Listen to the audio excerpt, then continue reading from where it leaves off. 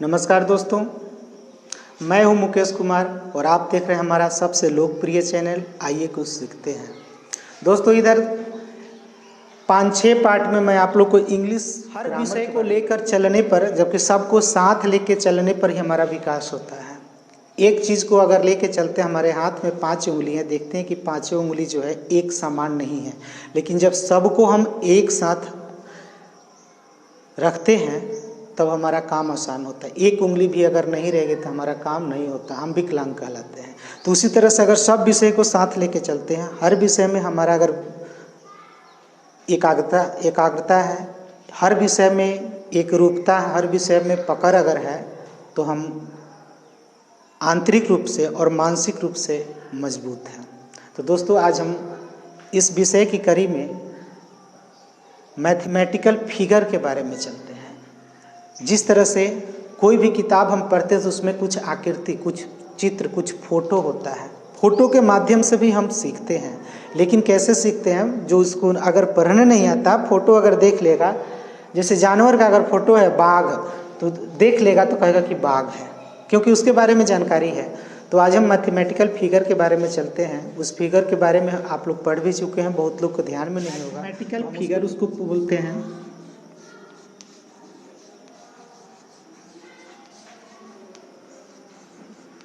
Figure का मतलब क्या होता है? आकृति, जो कि ज्यामिति के रूप में भी हम पढ़ते हैं। गणितीय, यानी कि गणित विषय में, गणित भाषा में जो हमारा फोटो, जो आकृति होता है, उसके बारे में भी हम देखेंगे। आकृति है, आकृतियाँ भी लिख सकते हैं। आकृति का मतलब होता है किसी जो आकार है, जो किसी के चित्रण जो करते हैं, जो चित्र के माध्यम से बताते हैं, उसी को हम आकृति बोलते हैं। सबसे पहले हम ऐसा, जो कि हम तीसरे और दूसरे, अब तो प्रथम कक्षा से भी इसके बारे में हम देखते चलते हैं, इसके बारे में जानते हैं। ऐसा जो है 1 2 3 रेखाओं को अगर हम आपस में मिला देंगे, सलाई के 3 तिल्ली को भी मिलाते हैं तो इसका निर्माण हो जाता है। इसको क्या बोलते हैं? तो देखिए, इसमें 3 रेखा को आपस में मिला दिए हैं, यानी कि 3 रेखा का मतलब क्या है? इसको 3 भुज है। जिस तरह से हम लोग द्विभुज हैं, हमारे पास 2 हाथ है, तो इस आकृति में क्या है? इसमें 3 हाथ है। इसका 1 हाथ, 2 हाथ, 3 हाथ। तो इसको क्या बोलते हैं? तो गणितीय भाषा में इसको हम त्रिभुज बोलते हैं। त्रि का मतलब होता है 3, भुज मतलब भुजा, यानी कि हाथ। इसके पास 3 हाथ है, इसको बोलते हैं हम क्या? त्रिभुज बोलते हैं। बहुत आसान है। 100 में से हमारे 99% स्टूडेंट ऐसे हैं जो इसके बारे में जानकारी रखते हैं। तो इस त्रिभुज को हम क्या बोलते हैं? त्रिभुज को हम क्या कहते हैं? और ट्रायंगल दोनों एक ही शब्द है। तो इसमें एंगल के देखते हैं ABC। त्रिभुज को हम नाम रखते हैं, इसके तीनों भुजाओं को हम नामांकित करते हैं कि ABC इसका भुजा हुआ। अब देखेंगे, इस त्रिभुज में भी अनेक ढेर सारे इसके भाग हैं, अनेक तरह के इसके पार्ट हैं। त्रिभुज एक समान नहीं होता है, अलग अलग होता है। कोई समबाहु होता है, कोई विषमबाहु होता है, कोई समद्विबाहु होता है। ये भुजा के विचार से होता है। तो इस सब के बारे में तो मैं आपको बताऊंगा ही, लेकिन अभी हम क्या है, ज्यामितीय आकृति चल रहे हैं, यानी कि ज्यामिति में जो मेन आकृति है, जो उसका जो मेन चित्रण होता है, उसके बारे में। तो सबसे पहले हम त्रिभुज को देखते हैं। त्रिभुज के बारे में सभी को जानकारी है। त्रिभुज के बाद क्या आता है? इस तरह का ये भी फोटो हम बराबर देखते हैं। ऐसा हम घर में भी बहुत सारे चीज़ देखते हैं, जो हमारा वर्गाकार होता है, आयताकार होता है, या फिर समानांतर के रूप में होता है। तो जब इसमें कितने देखते हैं, तो इसमें जिस तरह से त्रिभुज में हमारा 3 भुजा होता है, तो इसमें हमारा 4 भुजा आ गया। 4 भुजा कैसे है? एक ऊपर है, एक नीचे है, एक दाहिने तरफ और एक हमारा बाएं तरफ है। तो जब 4 भुजा है तो त्रि का मतलब क्या हो गया? त्रिभुज हो गया, क्योंकि 3 भुजा है, 4 भुजा है, तो उसको हम चतुर्भुज भी बोलते हैं। चतुर्भुज, चतुर का मतलब 4, भुज मतलब भुजा। तो अब देखते हैं, इसको हम नामांकित भी कर सकते हैं। ABCD नाम तो देना जरूरी होता है। जिस तरह से हर गांव का नाम, हर शहर का नाम कोई खास नाम होता है, आदमी का भी कोई खास नाम होता है, उसी तरह से इसका भी कोई खास नाम है। इसको हम त्रिभुज नहीं बोल सकते हैं, इसको वर्ग नहीं बोल सकते हैं, इसको हम क्या अभी बोलेंगे? नॉर्मली रूप में चतुर्भुज। अब देखेंगे, ये चतुर्भुज है, लेकिन चतुर्भुज के बारे में जानकारी लेने से पहले हम आयत और वर्ग को पढ़ते हैं। आयत क्या है? जैसे मान लीजिए अगर ए जो है ए इसके बराबर हो गया, यानी कि ऊपर वाला नीचे के बराबर अगर हो, और यह जो है इसके बराबर होता है, यानी कि ई इसके बराबर हो गया और ए वाला इसके बराबर हो गया, ऊपर वाला नीचे के बराबर, दाहिने वाला बायां के बराबर, तो इसको क्या बोलेंगे? आयत बोलेंगे। आयत में क्या होती है? आमने सामने की भुजाएं जो है वह बराबर होती है, ऊपर नीचे बराबर होगा, दायां बायां बराबर होगा, तो इसको क्या बोलेंगे? हम आयत बोलते हैं। इसको हम आयत बोलेंगे, आयत, यानी कि इसको क्या कहते हैं? प्राइमीटर कहते हैं, आयत। आयत भी और वर्ग, अब आयत को हम जब समझेंगे तो उसके साथ वर्ग को भी समझना जरूरी होता है। वर्ग क्या है और आयत क्या है? तो आयत में क्या होती है कि भुजाएं जो है, जो सम्मुख भुजाएं, जो सामने का है, जैसे हम इधर हैं तो हमारे सामने जो हो वो हमारे जैसे ही होंगे, हमारे बराबर होंगे। इस ब्लैक बोर्ड को देखेंगे, ऊपर नीचे और बायां दायां, ऊपर वाला नीचे के बराबर होता है, बायां वाला दाहिना के बराबर होता है। तो इसी तरह से अब हम वर्ग को देखते हैं। ये वर्ग है। वर्ग में क्या होती है? वर्ग का मतलब क्या होता है? पहले वर्ग को देखेंगे। वर्ग को हम क्या बोलते हैं? स्क्वायर। वर्ग का मतलब क्या होता है? स्क्वायर होता है। स्क्वायर का मतलब क्या हुआ? किसी भी चीज़ में दो बार गुना किए तो हमको स्क्वायर होता है। जैसे मीटर में अगर हम मीटर से गुना करते हैं तो उसको क्या बोलते हैं? मीटर स्क्वायर बोलते हैं। हिंदी में उसको क्या बोलेंगे? वर्ग मीटर बोलते हैं। जैसे सी में अगर सी से गुना करते हैं तो क्या होता है? सी स्क्वायर होता है। स्क्वायर करने का मतलब क्या है? कि वो दो बार है। तो ए है वर्ग। वर्ग सेम आयत के जैसे होती है, इसमें भी नाम उसको हम लिखते हैं ABCD। वर्ग में और आयत में फ़र्क यही है कि आयत में आमने सामने की भुजाएं बराबर होती है, वर्ग में सभी भुजाएं एक जैसी है, उसका लेंथ, उसका आकार सब बराबर होता है। कैसे बराबर होता है? तो अगर यह भुजा दो है या चार है तो यह भी चार होगा, यह भी चार होगा, यह भी चार होगा, यानी कि क्या है? वर्ग की सभी भुजाएं आपस में बराबर होती है। वर्ग में क्या है? सभी भुजाएं आपस में बराबर होती है। आयत में क्या होते हैं कि आमने सामने की भुजा बराबर होती है। आमने सामने का मतलब हुआ ऊपर नीचे बायां दायां। वर्ग में कोण, कोई भी आकृति बनता है तो उसमें कोण जरूर होता है। कोण, घर भी बनाते हैं तो घर में हमारे चार कोने होते हैं। एक रूम में चार कोने होते हैं। कोना का मतलब जहाँ से जो घूमता है वहाँ पर कोने का निर्माण होता है। तो यहाँ पर जैसे त्रिभुज देखिए, इसमें भी देखिए, इसमें भी कोण बन गया। ये आयत में भी कोण है। कोण भी अलग अलग तरीके के होते हैं। आयत और वर्ग का जो है प्रत्येक कोण जो होता है वह एक दूसरे को एकदम समानांतर, एकदम सीधे लंब पर काटता है तो 90 डिग्री का कोण बनता है। यानी कि आयत और वर्ग का प्रत्येक कोण कितना का होता है? 90 डिग्री का, जिसको समकोण कहते हैं। त्रिभुज में क्या होता है? त्रिभुज में अलग अलग कोण होते हैं। कोण के विचार से त्रिभुज के भेद भी अलग अलग होते हैं। कोई समकोण होता है, समकोण त्रिभुज होता है, कोई न्यून कोण त्रिभुज होता है, कोई अधिक कोण त्रिभुज होता है। तो कोण के विचार से मैं आपको बताते चलूँगा, लेकिन अभी हमें क्या देखना है? मैथमेटिकल फिगर, यानी कि गणितीय आकृति। तो अभी हम क्या देख लिए? त्रिभुज देख लिए, ट्रायंगल, आयत को देख लिए, और वर्ग यानी कि स्क्वायर। वर्ग में सभी भुजा आपस में बराबर होती है। आयत में आमने सामने की भुजा बराबर होती है। त्रिभुज में कभी ऐसा होता है, अगर समकोण समबाहु त्रिभुज है तो सभी भुजाएं बराबर होगी। समद्विबाहु त्रिभुज है। समद्वि का मतलब क्या होता है? सम का मतलब होता है बराबर, द्वि का मतलब क्या होता है? दो होता है। तो जिस त्रिभुज की दो भुज आपस में बराबर हो उसको कहते हैं समद्विबाहु त्रिभुज। कभी कभी विषमबाहु त्रिभुज भी होता है। विषम का मतलब क्या होता है? अलग अलग, छिन्न भिन्न, जो एक दूसरे से किसी भी तरह से मिलता नहीं है, किसी भी तरह से उसमें कोई समानता नहीं है, सब अलग अलग, कोई 17 कोई 18 है, 19 है, तो उसको क्या बोलते हैं? विषमबाहु। तो विषमबाहु त्रिभुज भी होता है। तो ये हमारा त्रिभुज, आयत। वर्ग के बाद हमारा क्या आता है? एक बहुत ही आसान ऐसा चीज़ आप घर में देखते होइएगा, बच्चे इसको क्या बोलते हैं? कि डब्बा कहते हैं।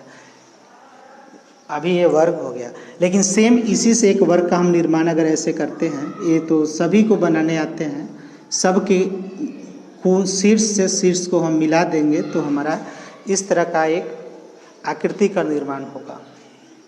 ये आकृति क्या है? लूडो जब आप खेलते हुएगा तो उसमें एक छक्का होता है जिससे हम पासा बोलते हैं, उसको फेंकते हैं तो क्या होता है, उसमें सब बराबर होता है। उसी तरह से यह है, इसमें क्या है, सब बराबर है। सब बराबर का मतलब क्या है, ये वाला जो है इसके बराबर है, ये वाला इसके बराबर है, ये इसके बराबर है। इसमें जितने भी फलक हैं, जितनी भी भुजाएं हैं, जितने भी कोण हैं, सब क्या है, बराबर है। इसको क्या बोलते हैं, तो पहले हम इसको देख लेंगे, इसको बोलते क्या है। इसको कहते हैं घन। घन का मतलब क्या होता है, घन पहले देखेंगे। घन को हम क्यूब बोलते हैं, क्यूब। घन को क्या बोलते हैं, क्यूब बोलते हैं। घन का क्षेत्रफल निकालना हो, परिमिति निकालना हो तो उसको कैसे निकलता है। घन में क्या होता है, जैसे मीटर में आपको बताऊं कि मीटर का मतलब क्या होता है, मीटर को हम स्क्वायर बोलते हैं। स्क्वायर का मतलब होता है 2 बार गुना करना।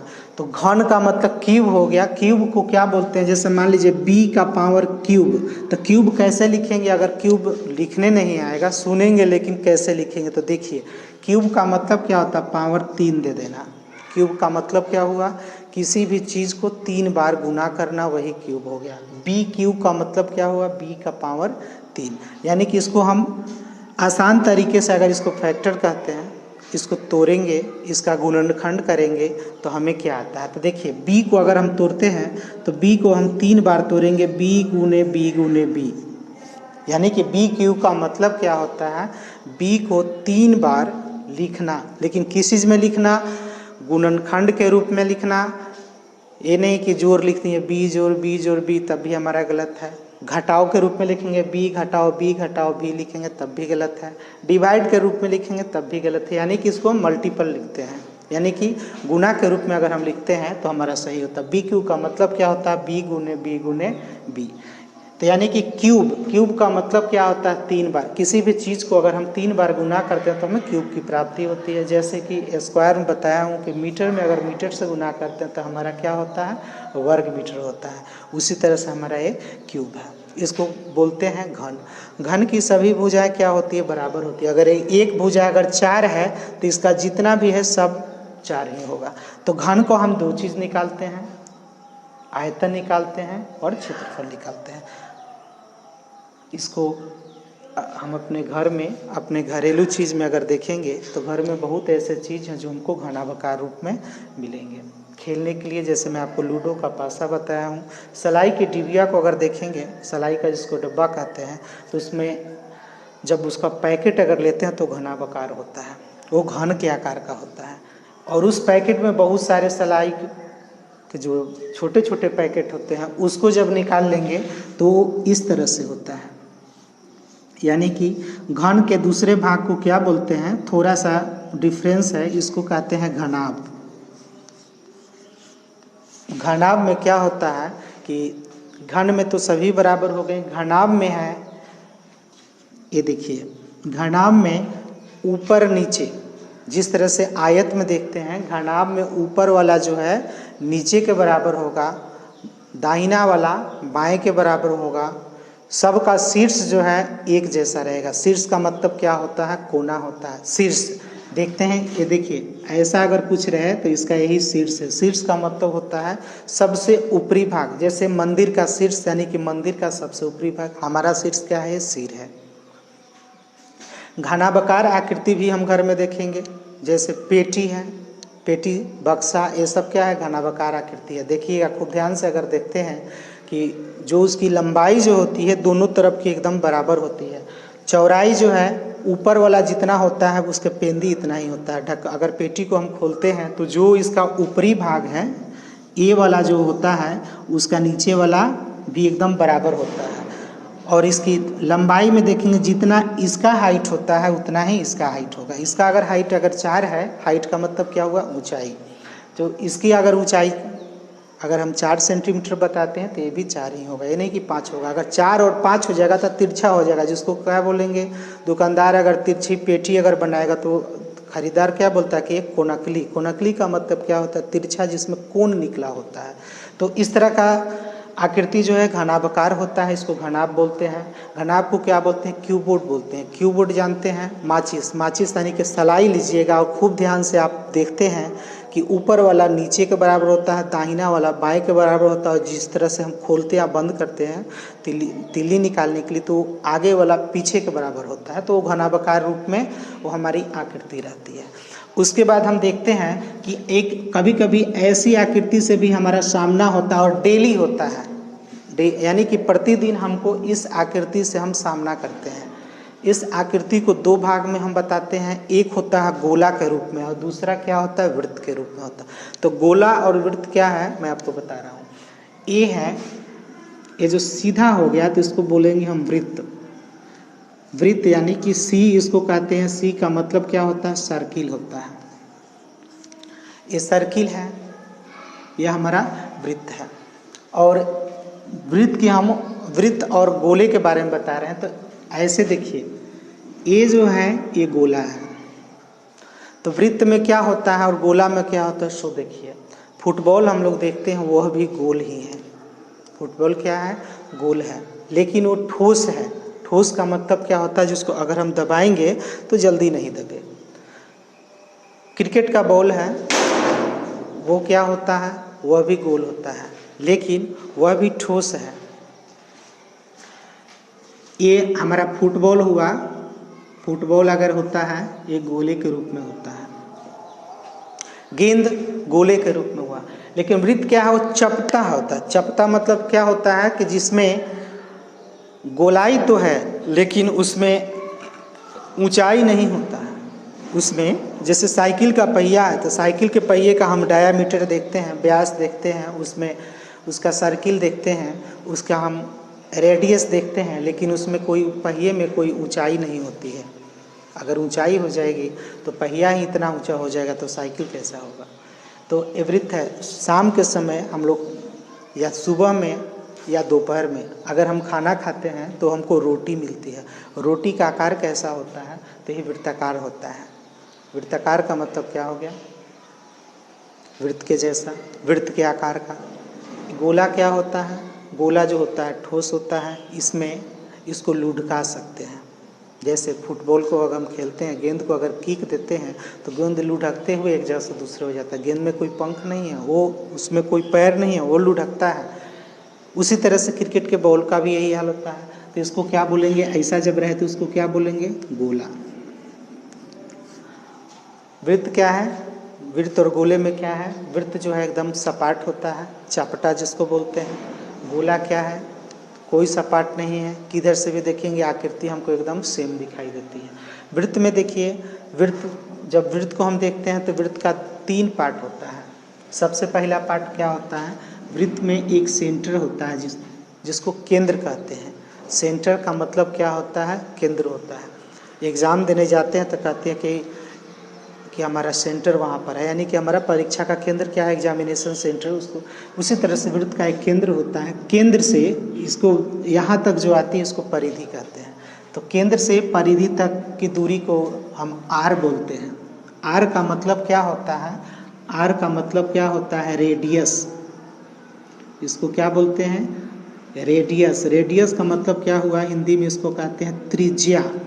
त्रिज्या वृत्त को 2 पार्ट में बांट देती है, लेकिन इसका एक चौथाई भाग होता है। यही केंद्र से एक सर्किल से मतलब कि इधर से लेकर यहाँ तक अगर, यानी कि दूरी जब तय करेगी जो केंद्र से होते हुए वृत्त को 2 भाग में बांटती है, दोनों का लेंथ बराबर होता है, तो इसको ये जो बांटता है तो पूरी रेखा को क्या बोलते हैं, इसको हम कहते हैं डी। डी का मतलब क्या हुआ, डायामीटर, यानी कि इसको कहते हैं हम डायामीटर। डायामीटर का मतलब क्या होता है, डायामीटर को हम लोग कहते हैं व्यास।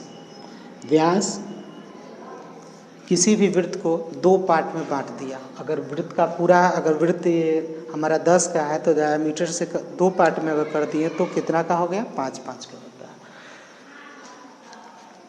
ये पूरे भाग को क्या हम कहते हैं, सी कहते हैं। सी का मतलब क्या होता है, सर्किल होता है। वृत्त के अगर हम 4 भाग में इसको ऐसे अगर हम डिवाइड करते हैं, जिस तरह से उधर से भी करें, एक वृत्त में अनेक त्रिज्याएं हो सकती है। इसको अगर हम 4 भाग में बांटते हैं तो केंद्र जो है यह केंद्र जो है यहाँ पर टोटल केंद्र का कोण कितना होता है 360 डिग्री का होता है। एक दूसरे से लंब पर जब काट रहा है, खूब ध्यान से देखेंगे, अगर लंब पर एक दूसरे को लंब पर जब कटता है तो समकोण में कटता है। समकोण का मतलब होता है 90 डिग्री का।